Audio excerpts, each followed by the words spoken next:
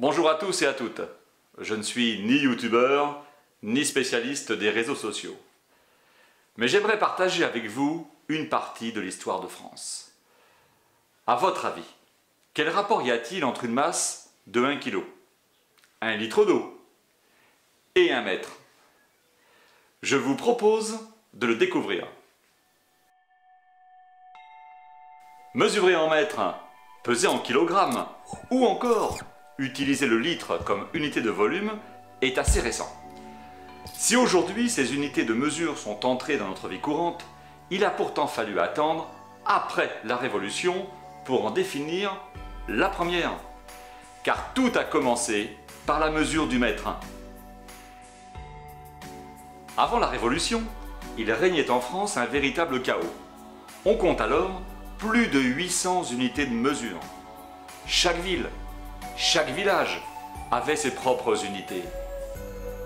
Imaginez la difficulté des commerçants et des clients pour s'y retrouver.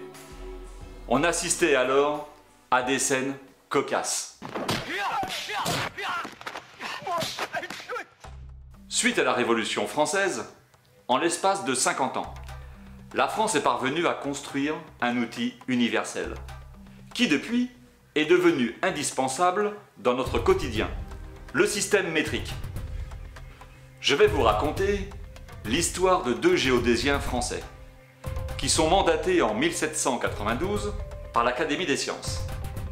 Ils entament une quête extraordinaire, définir le mètre d'après les dimensions de la Terre, ou du moins de cette partie de l'arc du méridien qui va de Dunkerque à Barcelone en passant par Paris.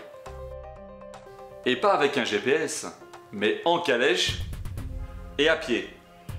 Vous souhaitez découvrir pourquoi le mètre est la base de nos mesures?